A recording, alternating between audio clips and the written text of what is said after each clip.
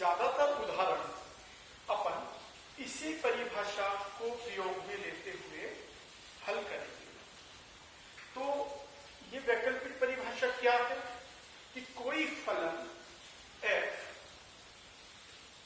अपने प्रांत domain capital D के किसी बिंदु A पर संतत कहलाता है यदि ऐसा हो जाए लेफ्ट हैंड लिमिट, जिसको संकेत में अपन लिखते हैं fa minus 0 equal to fa plus 0 equal to बिंदु A पर फलन का मान f ऑफ a, जिसे अपन कहें left hand limit equal to right hand limit equal to f of a।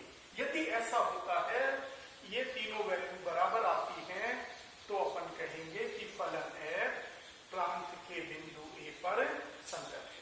अब ये fa माइनस 0 क्या है, a प्लस 0 क्या है, ये a माइनस 0 a नहीं है, इसका संकेत है, इसका संकेत है कि लिमिट h टेंड्स टू 0, मतलब h अति सूक्ष्म धनात्मक राशि है, limit h tends to 0 f of a minus h equal to limit h tends to 0 f a plus h, ये दोनों बराबर हो f ऑफ a, तब अपन कहेंगे कि फलन f बिंदु a पर संतत है। वैकल्पिक परिभाषा है।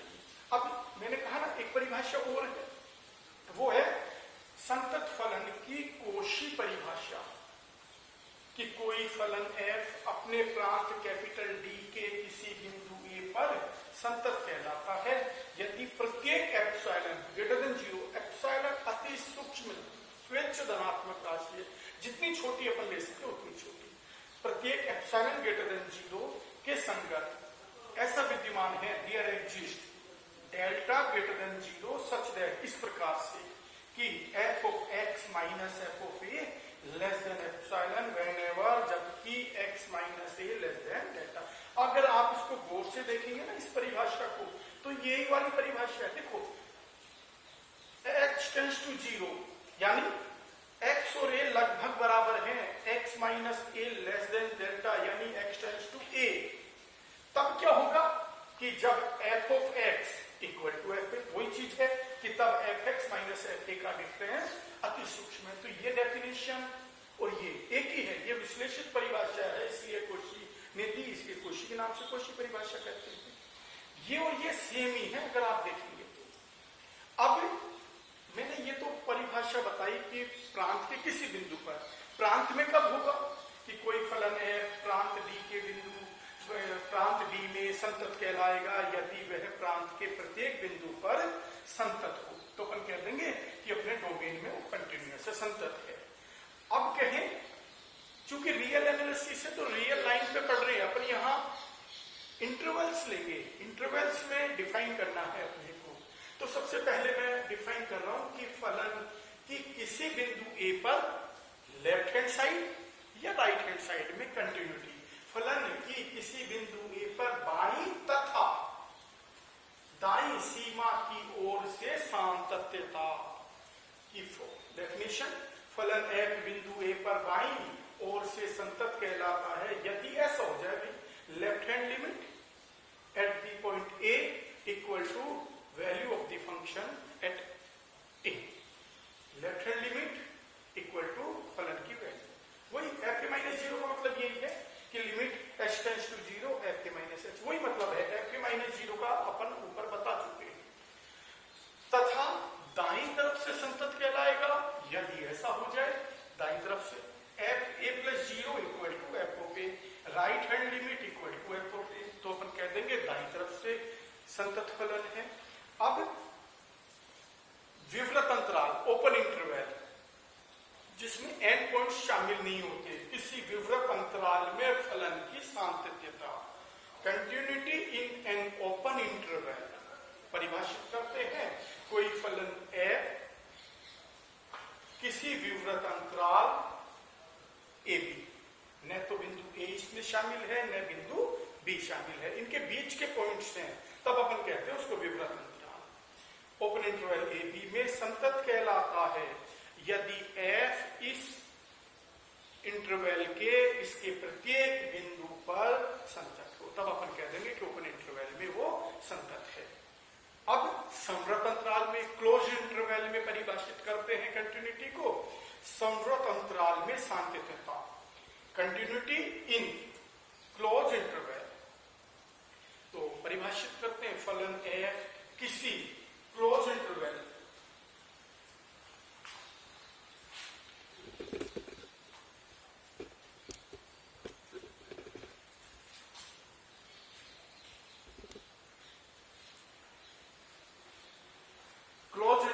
AB में संतत कहलाता है। कब कहलाएगा? देखो, इस A के इधर तो आ नहीं सकता, A और B दोनों शामिल हैं इसमें, दोनों सम्मिलित हैं। A के इधर नहीं आ सकते, किधर जाना पड़ेगा? उधर जाना पड़ेगा। तो बिंदु A पर दाईं ओर से संतत हो, यानी लेफ्ट हैंड लिमिट तो नहीं निकल सकती, राइट हैंड में जाना पड़ेगा कि F बिंदु A पर दाईं ओर से संतत हो। Right hand limit at A equal to F of A। तो अपन अगर ऐसा हो जाए, ये दोनों वैल्यू बराबर आए, तो अपन कहेंगे कि फलन F बिंदु A पर दाईं ओर से संतत है। अब B के उधर नहीं जा सकते, दाईं तरफ नहीं जा सकते, किधर आना पड़ेगा? लेफ्ट हैंड साइड में आना पड़ेगा। बिंदु B पर F बिंदु B पर बाईं ओर से संतत होगा यदि ये हो जाए F B minus 0 left hand limit at point B equal to F of B। तो अपन कह देंगे बिंदु B पर संतत है फलन F। अब A की बात कर ली अपन ने, B की बात कर ली, कौन से बिंदु रहेंगे इसके बीच के, यानी ओपन इंटरवल है B के। तो तीसरा बिंदु क्या होना चाहिए संवृत अंतराल में संतत होने के लिए? A पर दाईं तरफ से संतत हो, B पर बाईं तरफ से संतत हो, और बीच के पॉइंट्स पे F विवृत अंतराल AB में संतत हो। विवृत अंतराल की परिभाषा पहले बता रखी है अपन ने। तो अगर ये तीन कंडीशन सेटिस्फाई हो, फुलफिल हो, पहली, दूसरी, तीसरी, तो अपन कहेंगे कि क्लोज इंटरवल AB में संतत है।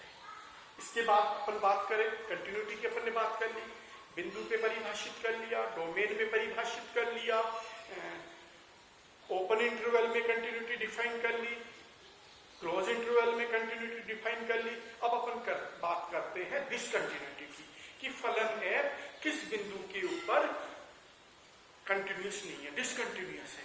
तो असंततता या असांतत्यता, डिसकंटिन्यूटी, यानी कहने का मतलब ये है फलन F अपने प्रांत D के जिन बिंदुओं पे संतत नहीं है, तो अपन कहेंगे फलन F उस डोमेन में डिसकंटिन्यूस है, असांतत्य है।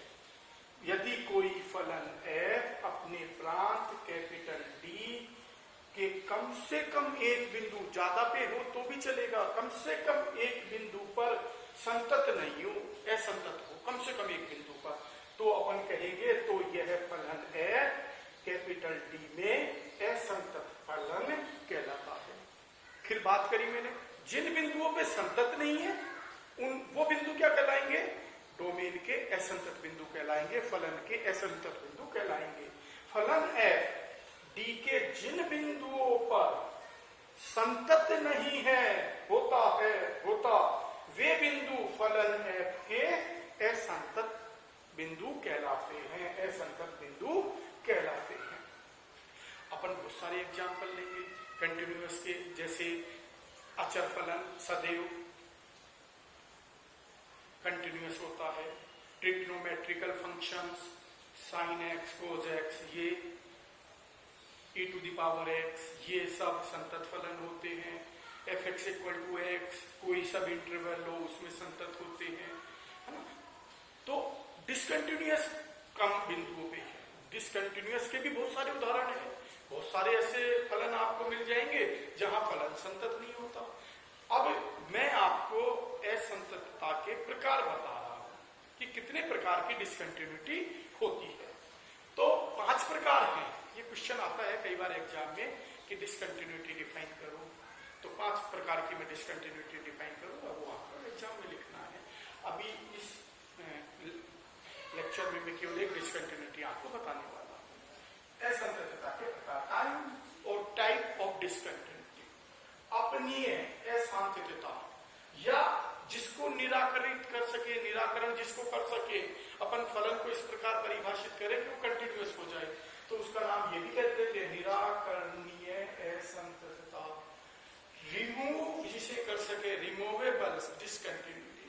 फलन ए प्रांत डी के किसी बिंदु ए पर अपनी असंततता रखता है यदि ऐसा हो जाए कि left hand limit equal to right hand limit is not equal to F of ए।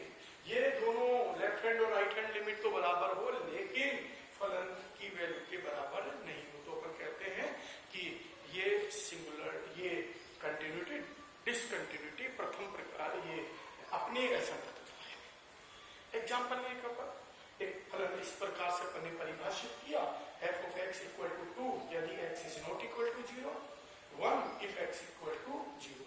ऐसे परिभाषित करके आप कुछ और परिभाषित कर सकते हो। इस बिंदु के ऊपर कंटिन्यूटी देखनी है, एफ एक्स इक्वल टू 0। इस बिंदु के ऊपर अपने को कंटिन्यूटी देखनी है, तो देखो एफ 0 माइनस 0 देखें तो 2 आ जाएगा, एफ 0 प्लस 0 देखें तो भी 2 आएगा, परंतु एफ ऑफ 0 जहां एक्स का मान 0 है, वैल्यू क्या है, एफ ऑफ 0 क्या है 1।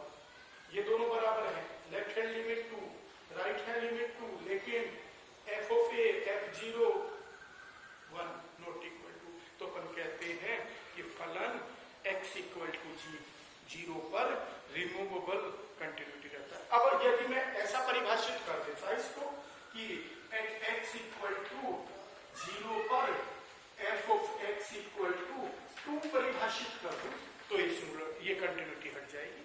अगर मैं यहाँ पर भी एफ एक्स इक्वल टू 0 पर यहाँ वैल्यू क्या परिभाषित कर दूं 2 कर देता, यहाँ पे 1 की जगह 2, तो फिर तीनों वैल्यू बराबर हो जाती, ये भी 2 होती तो ये 2 होती, तो इसका निराकरण कर सकते थे। अब आगे की डिसकंटिन्यूटी अपन अगले लेक्चर में डिस्कस करेंगे। नमस्ते।